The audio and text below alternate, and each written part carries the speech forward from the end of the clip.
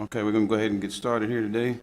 I'd first like to thank everyone for being here. At this time, Councilman Walker will lead us in prayer. I ask everyone please stand for the pledge.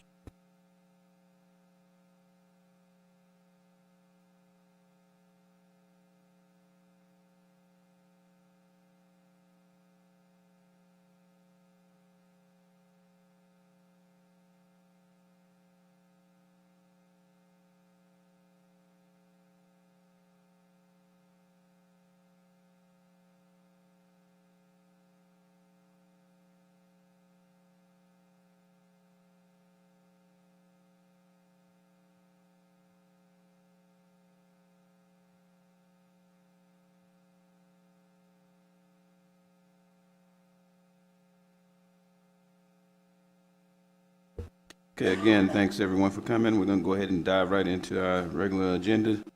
Item 1 on the agenda is to consider approval of minutes for the June 1st, 2021 meeting.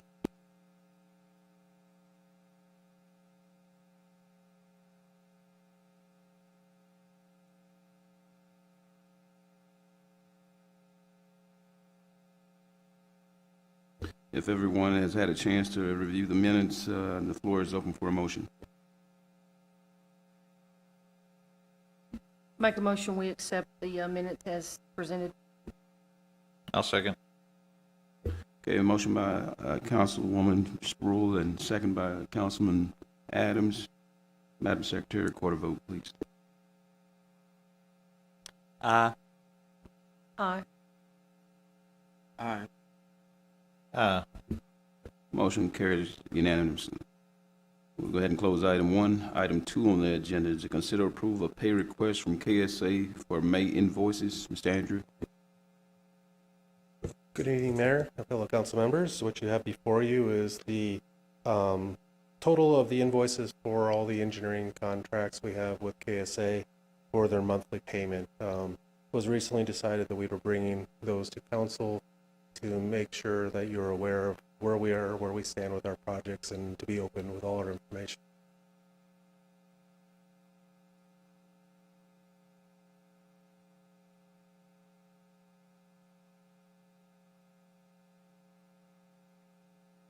The total amount of all the contracts is $151,752.73 for the month of May.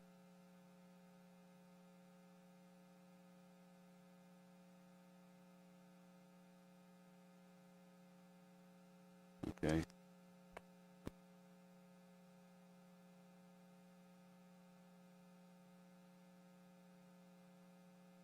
Okay, at this time, has anyone have any questions on these invoices? Then I'll open the floor for a motion. I'll move that we make the pay request for KSA May invoices 151, 752, and 73 cents. I will second that. A motion made by Mr. Adams, second by Mr. Chappelle. Madam Secretary, record a vote, please. Aye. Aye. Aye. Aye. Votes carry unanimously. Thank you, Andrew. I know you'll be up for this next one, so just kind of stay in place. We'll go ahead and close item 2, move on to item 3, which is to consider approval of School Street Elevated Storage Tank change order number 2. Mayor, fellow council members, which we have before you is for approval's recommendation to approve change order number 2 for the School Street Elevated Storage Tank project. It was discovered during cleaning the inside and through inspections that the rafters, the decay and the rust on the rafters was more than expected, and upon review on a recommendation, it is recommended to replace all the rafters before we continue on and with the final painting and coating of the tank. The change order is an amount of $82,250,000, and that would again replace all the rafters inside the water tank. And just for clarity, this would not have been able to been seen during the initial assessment or initial estimate because the rafters would have had to been cleaned in order for them to see this deterioration. Is that correct?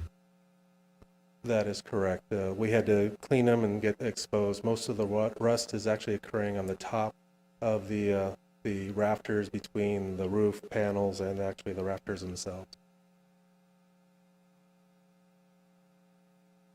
Thank you. Anthony, do you know when the last time we maintained this by spraying it and doing all the things for sandblast? Yes, sir. It was done right before I got here. I believe it was 99 when they redid this tank. So 20-some years. And we're supposed to do it, Andrew? About every 15 years is usually what it is, but we have, TCQ requires us to have these inspected every year, and so we keep an eye on them, and it just got to the point that the standpipe was getting really bad, popping holes in it, and then TCQ recommended that we do it pretty soon. That was the point I was going to make, that we have to have it inspected and maintenance on it, so we hope to get it done before it goes too far. I thought it might have been upward 30 years or so, but Also, just to add a little bit more, the reason they couldn't tell about the rafters is when all this was done, the tank was still full of water, and there's no way they could check those rafters. While we're on this subject, today Verizon Wireless had reached out to me, and they were wanting to know if the city could provide them a better time target when they can get back on the water tower with their antennas and gear. I believe the current schedule from this contractor is to have the water available mid-July. It would probably be beginning of August when the soonest they would be able to come back on. Okay, with that said, I'll let them know that we're looking at maybe early August before they can, I'm not going to tell them that's a guarantee, but that's a tentative target date for them to maybe be able to get off those temporary poles that they have at the base of the water tower to get back onto the tower itself. That would be a fair assessment. As we talk about this just a second, 82,000 added to, we had the first change order, if I remember correctly, it's about 140,000. It was because we were off by about, 40 feet? Okay. And so I would just rough estimates, we're looking at 222 change from where we originally thought, but we were still, if I remember correctly, about 300,000 under what our original estimates would be, so we're still almost 75,000 to the good. That's correct. do we or our consultants, are you in communication with these, with Verizon, people that own the antenna? Or do we rely on our council member to make sure we communicate with them? No, we are in contact with them, and as we get closer, we'll definitely be having more communications to coordinate the schedules.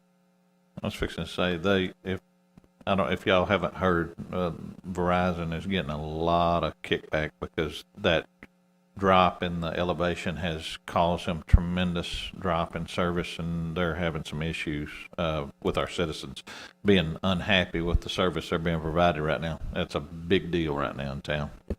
Yes, their System Performance Network out of Shreveport reached out to me today because Shreveport is the switching hub for this northeastern Texas area region that their towers operate off of.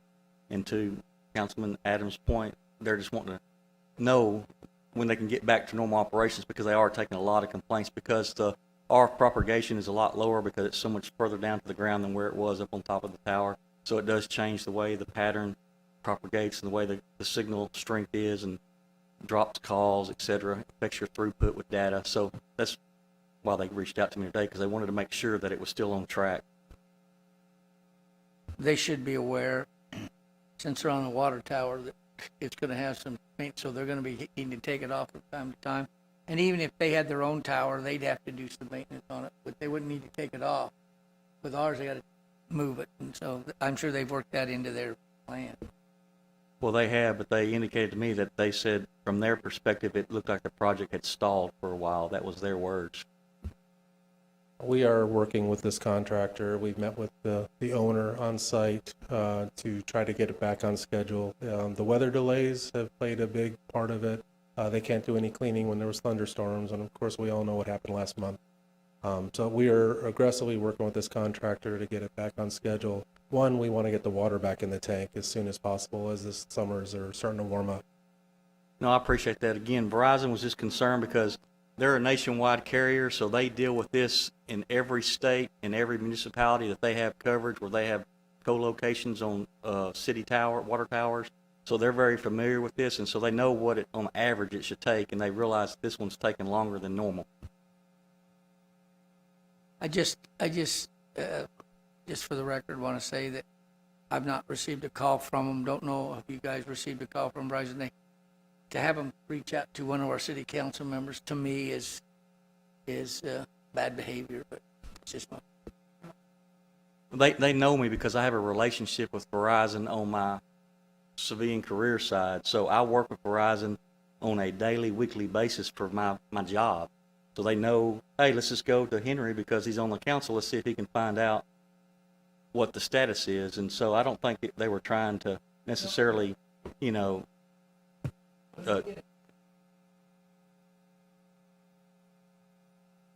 but this is the local network. See, I don't know who you're talking with at Verizon. You're probably talking with someone at the corporate level. These are the guys who are here in the local market who this affects back to what Adam said about they're getting swamped with trouble tickets and complaints because why is my calls dropping? They never dropped before. Why I have slow internet service on my phone, etc. So it's the local guys from the RF Performance Engineering Department out of Shreveport that see this, and so they're reaching out to me. But like I said, I'm sure we're dealing with someone at the corporate level when it comes to the contract side of things, and I don't know who that point of contact with Verizon is. You might want to contact Verizon and let them know to communicate with their guys because their guys are concerned about it. I took a note, sir, to do that. Thank you. Thank you.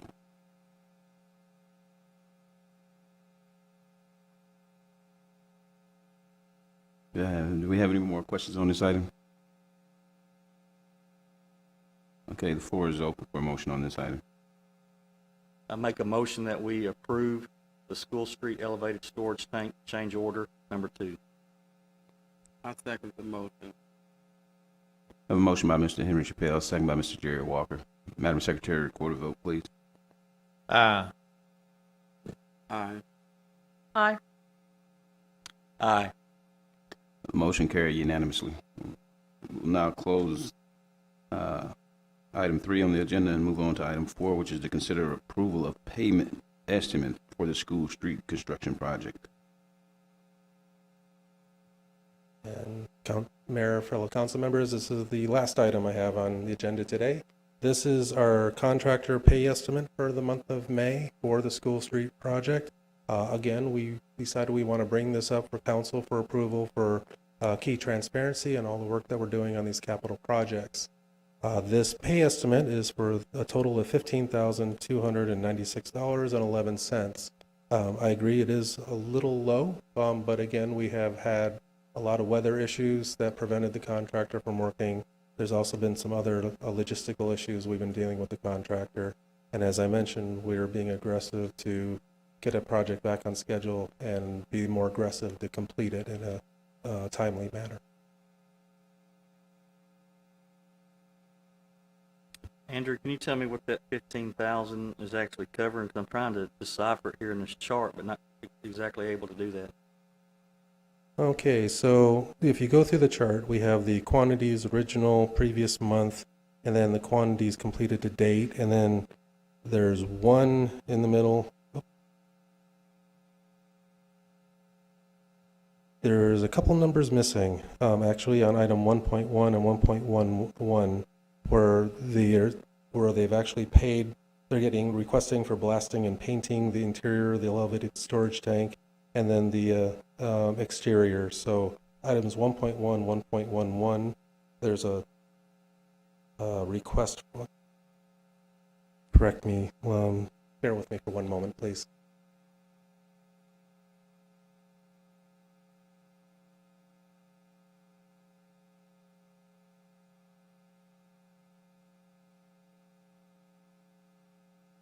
We have an amount of materials on hand at the very bottom.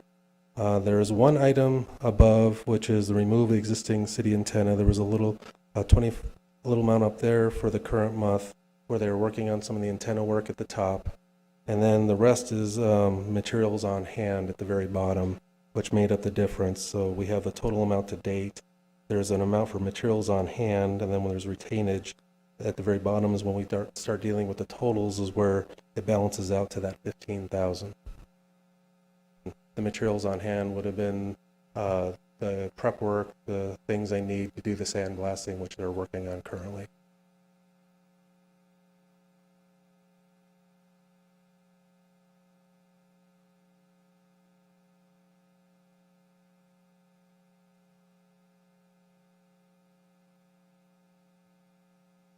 You said, Councilman, did you get, you good with that? Okay.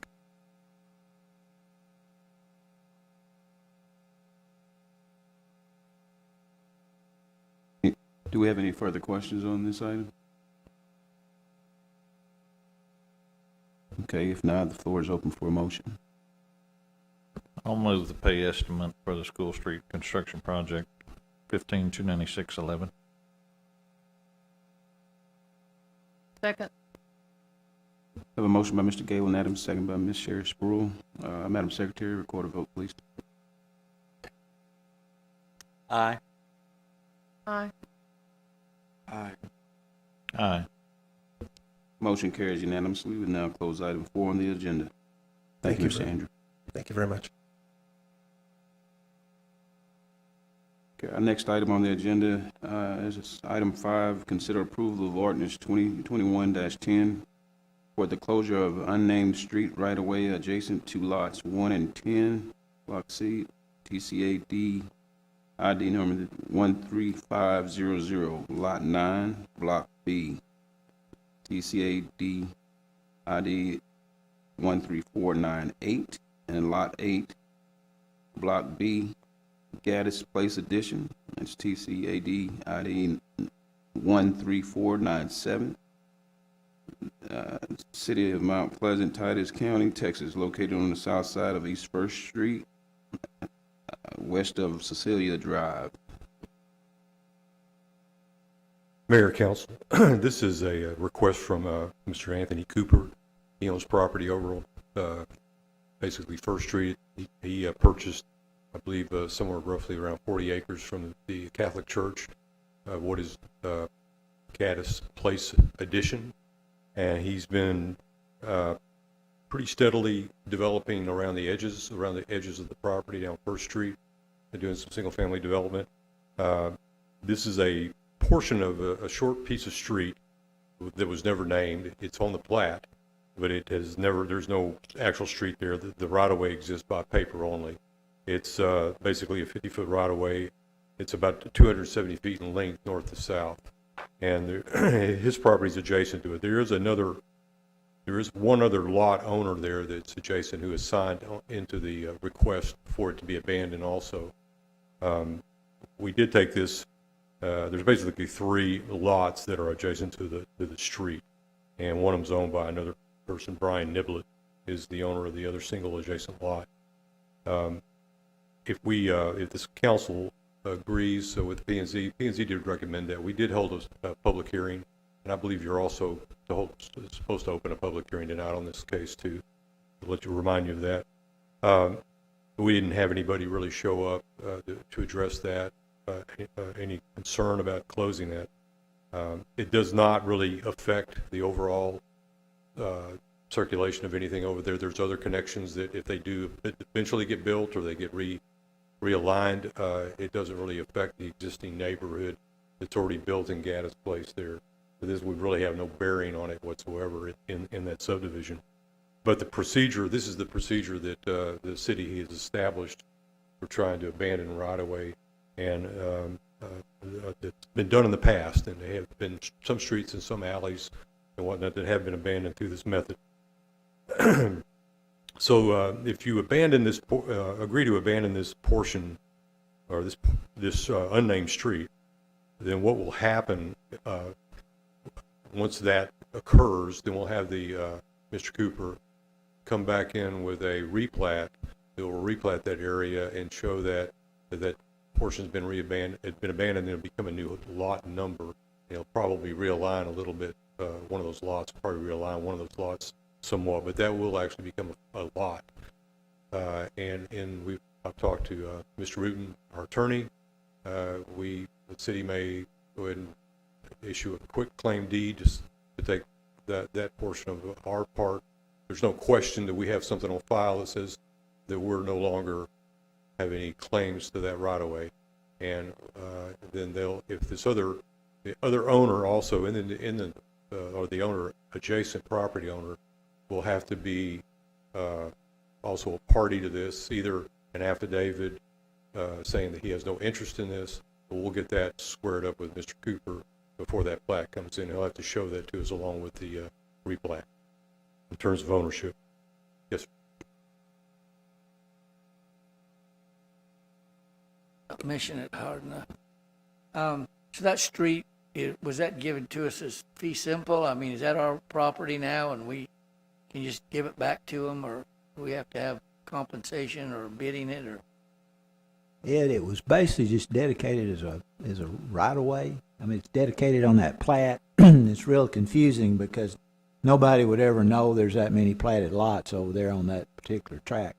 But it's basically just a dedication to the public on there. It's not a fee simple because it's just dedicated to the public. But we're just abandoning our right of way in that particular tract. So Robert, if that's becomes a lot, then it's 46.1 feet wide. Is that? No, it'll be adjusted. He'll make them adjustments to make that work. If it's not that, yeah, I mean, I think that it's kind of variable, but the key is he has to make it into it's supposed to be 50 foot of right of way. Yeah, he has to make it 50 foot. No, he may adjust that.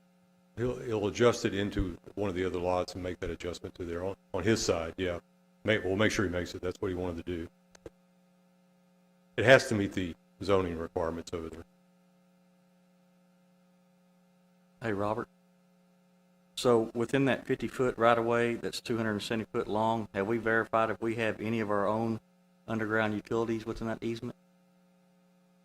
I mean, I know you say no, but we've confirmed that. I mean, we've actually put eyes on the ground and verified there's nothing there. I can ask that eyes on the ground right now. Mr. Anthony Razor will know whether or not. I know there's a sewer line that we ran down the front. It's in the street the right of way, but there's not any sewer going down that right of way.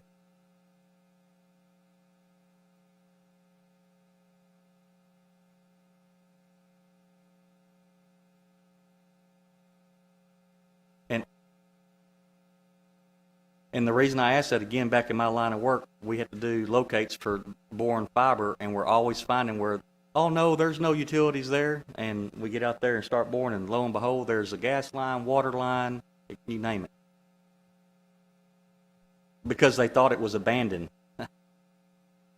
Well, it didn't show up. It didn't show up on our maps. You know what I'm saying? It doesn't show up anything there. It could be there. The other thing is that street's not built, never was built. I understand that, but we go back to the issue we've been finding over and over again about lack of documentation. So that's why I want eyes on the ground to verify that there's nothing there. And I want to clarify the reason I said that. I do know that we have a sewer line that runs across that property. So that's why I said I want to make sure before I tell you yes or no. It's in.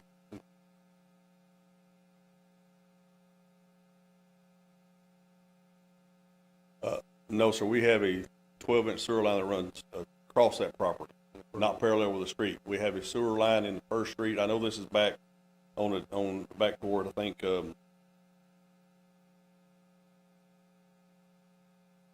Deming back there, but I would prefer to go and make sure what's there first. Okay? That's much appreciated, Anthony.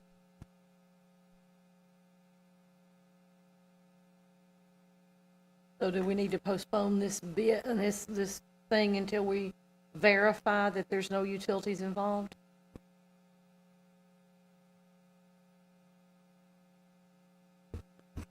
as Councilwoman Sproul asked, if we need to postpone this till the next week, till we decide, till we make sure there's no utilities there. That's up to you guys, because the only utility that I was aware of, there was no utilities in the street. Now, if it's in the right of way on First Street, that was my thought. I thought it was in the right of way. If it was coming up, there's a sewer line. That's what the indication I had. It sounds like that there's one, as Anthony said, that crosses the property out there so much, so we probably better have him to check it. Could we bring this back next week, or do you gotta publish it again? We should conduct a public hearing tonight and just table it and bring it back. That way we don't have to, we didn't advertise it, but we did say it was a public hearing. So if you want to call a public hearing, and then if you want to table it and bring it back next time, that's fine.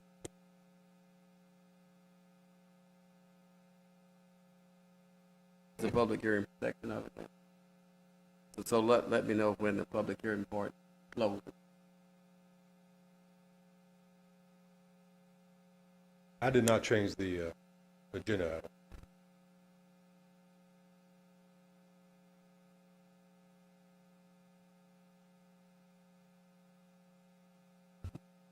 Well, at this time, I don't have it listed on my agenda as a public hearing item. When we can go ahead and file a motion, have a motion to table this item. I move that we table the item, go back and research it, and then resubmit it as an agenda item at another meeting. Okay. We'll have to, if that's the case, we'll have to send notice out again. Yeah, it won't go next time.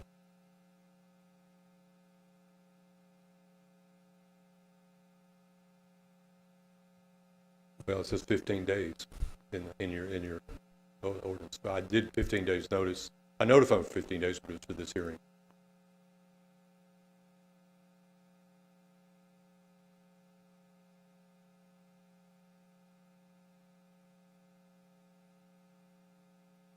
Only two property owners involved, Brian Niblett and Anthony Cooper.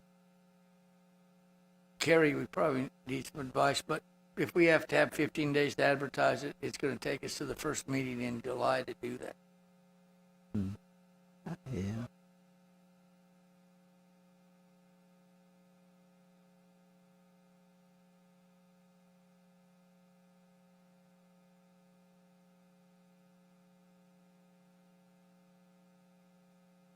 What's your take on it? You Kerry? have to send that Catholic Church, you have to send that to Tyler, to the diocese down there.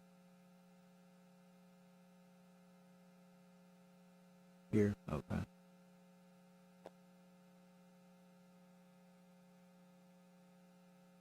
Yeah, that's what you normally have to do with them, is send everything to the bishop down there. So you out of abundance, you probably ought to just table it till next time. Okay, thank you. We have it, okay,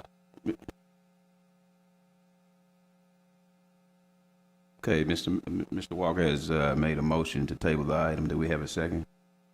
I'll second that. Okay, we got a motion by Mr. Jerry Walker, second by Mr. Henry Chappelle. Madam Secretary, record a vote. Aye. Aye. Aye. Okay, motion carries now unanimously on this item to be tabled to our next meeting. We'll go ahead and close that item on the agenda and move on to our next item, which is the consider approval of replat of Lot 2 of Senior Community Addition Phase 1, City of Mount Pleasant, Titus County, Texas, located at the southeast corner of the intersection of FM Road 2152, which is Greenhill Road, and Senior Community Drive. Mayor, Council, we did receive an application for a replat of a lot that was recently rezoned. We had rezoned this property to multifamily to accommodate the developer property owner's different uses that he's putting on out there. Part of it in the rear of the property, he was going to build some potentially apartments in the back. Up toward Greenhill Road on the north side, the lot on the north side, he planned on putting in basically a duplex or a fourplex. And then on the lot that's adjacent to the nursing home, he is planned on putting 2 single-family homes. So all that zone, we just, rather than have different zonings in there, it was already zoned as a planned development district. We had just to rezone those portions that he owned back to a zoning that would accommodate all those uses, and that multifamily accommodates all those uses. So that being said, he wanted to come back in and start to develop the 2 residential lots, and that's what this is about. He's just taking that single lot that was already there and replatting it into 2 single-family lots. And those lots are basically close to, I think they're close to 10,000 square feet apiece, or maybe larger than that, I'm sorry, larger than that, actually. But they,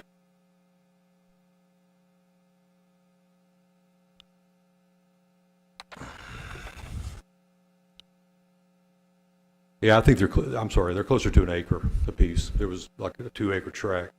And he's also putting a 50-foot front building setback line off Greenhill, which is a good thing because that gives it more of a state look when you're pulling the house back at that 50-foot range coming back. The only question at P&Z we talked about is access. This is a state-controlled roadway, so he'll have to get his permits from TxDOT for these lots for access. There's potential. There's some undetermined that Senior Community Drive, as we were doing this with a little bit more research, it's kind of been determined that we're not sure that that's ever been really dedicated as a street. We found it still on the appraisal district on their records as belonging to the previous owner that it left it there. Now, there seems to be also an access easement attached to that, which would have accommodated the nursing home and also what would become the apartment complex to the rear. But we're going to have to clear that completely up prior to the next submittal, which will be for the apartment complex in the back. Then that will have to be cleared up with the city in terms of what it is, either dedicated as a private road, access, fire lane, or just dedicated as a public street completely. And before we'll entertain any more development on that rear lot for the apartments, we'll have to clear that issue up with the other property owner at that time. So that will be, but right now, this is really just concerning the splitting that bigger lot at the front into 2 single-family lots for development here. So I'll be glad to take any questions. Robert, so once this has been replatted, is the primary access right now to be assumed to be FM 2152 Greenhill Road if he gets granted that from the state? Yeah, there is probably there's some state distance requirements. You know, it's based on speed limit. You know, it become increases on state roadways maintained between driveways. There may be that's something they're going to have to figure out, one or the other. There's either going to be access off of Senior Community Drive into that one lot to the north, or they'll have access directly off of it. I know from a past experience, TxDOT generally, once the city has approved a plat, especially for residential development, single development like this, that they generally will find a way of granting you know, a variance to whatever distance requirement is to allow a driveway in there. It may be like a single driveway, it may be like a 12-foot throat driveway, as small as it can be, so you're not having a lot of problems with it. But they'll have to get that permit from the TxDOT during their permitting process with the city, and we'll have to see that before we'll move forward. Robert, is there a requirement that lot will have to help upgrade that Senior Community Drive? They're not a very good road there. Well, we don't think we didn't think it was based on this particular lot here. The road is actually the width may not be quite what we want in terms of width, But in terms of the road, the actual road itself, it's actually a good road. It's concrete, and it's a good roadway back there. But that's a good question.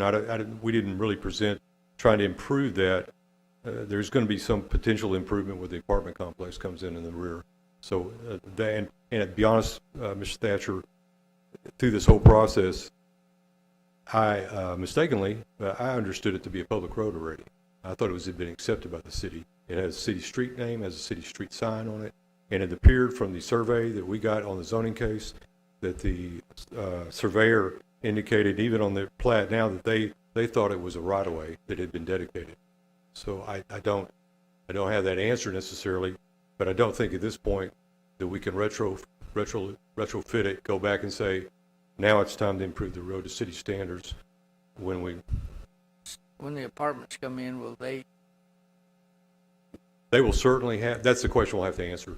When they come in, we may be able to, at that point, to force the issue of dedication of the road and force the issue of the improvement of the road at that point. And that's what I was alluding to. If we could get to that point with that development, then we'll force them to do that. Hey, Robert, was it dedicated on that plat? Was it a public dedication on the plat? That was On the plat, it doesn't indicate that it was publicly dedicated right away, but it indicates it's a street, and they gave a street name, and they don't show it to be a private. They don't show it as an access even. They don't show it as a private street, which means that that should have been reviewed by the city, and that should have been handled a little better than it was. At least if it was going to be a private street, it needed to be labeled as a private street. What it needed to be done.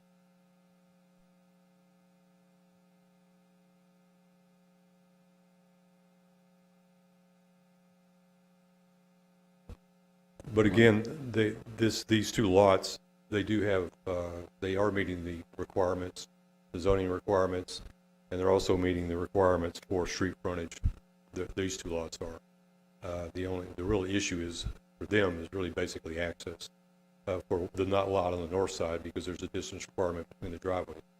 And that's something that we can either work through, or it may be that there's some sort of shared driveway between the lots on the lot line, that they share a driveway.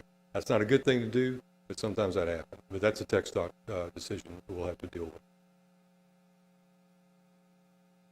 Okay, thank you, Robert. Do we have any further questions on this item? Okay, if not, floor is open for a motion.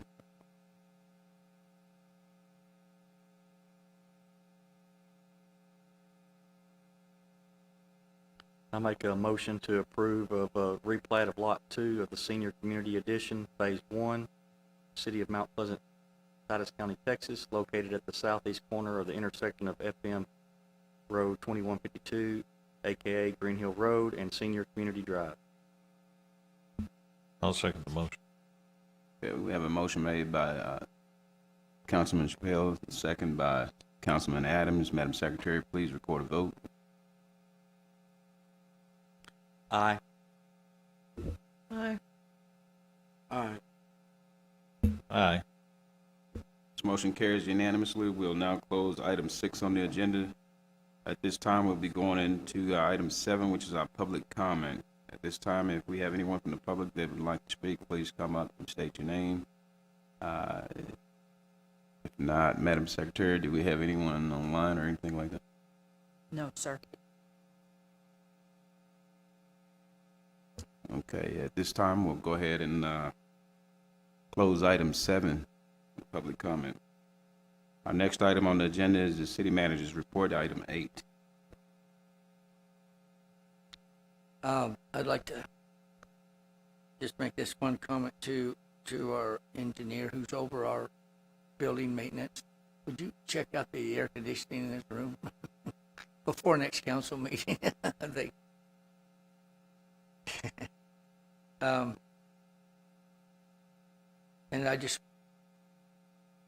wanted to just mention city activity. It's Juneteenth festival. It's at the Oaklawn Park, June the 18th. That's on the 11th. It's Friday, 11 to 8 p.m. And looks like there's gonna be a mayor's gonna speak to us and welcome everybody, and there'll be a prayer, little program, and then it'll be open there'll be food vendors there, pony rides, water slides, train rides, celebration and music from 11 a.m. to 8 p.m. So get a chance to go over there for lunch and take the water slide or pony ride. That's all I have, unless you have any questions for anything. Okay, council, have any questions? Okay, at this time, we'll close item 8 on the agenda and move on to our next. Maybe let me just say one more thing. Andrew, today, we had our bid opening for the dam leak out at Town Lake Dam and the bridge. We got 3 good bidders, quite a bit lower than what our estimate was, what we thought it might come into, so it turned out real good. So we'll be tabulating those bids, the 3 of them we got between now and next week, and then next week we'll have them on the agenda for an award. Okay, thank you, Ed. Okay, now we'll go ahead and close that item 8 and move on to our next item, which is executive session. Pursuant to the Open Meetings Act of Chapter 551, Texas Government Code, the City Council will recess into executive session. This is a closed meeting to discuss the following, which is litigation, consult with the city attorney concerning legal matters. At this time, the council will go into executive session.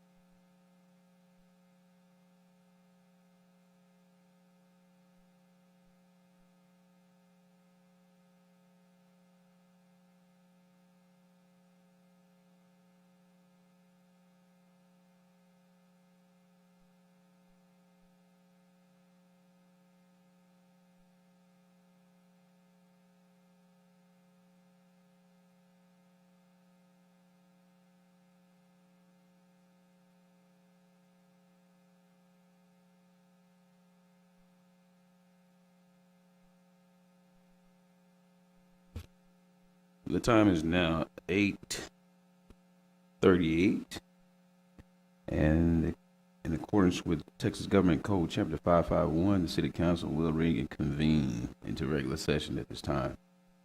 There's no action in our executive session at this time, and if there's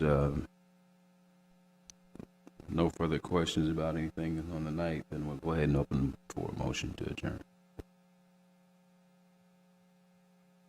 I move that we adjourn. I'll second that. At this time, the council is adjourned.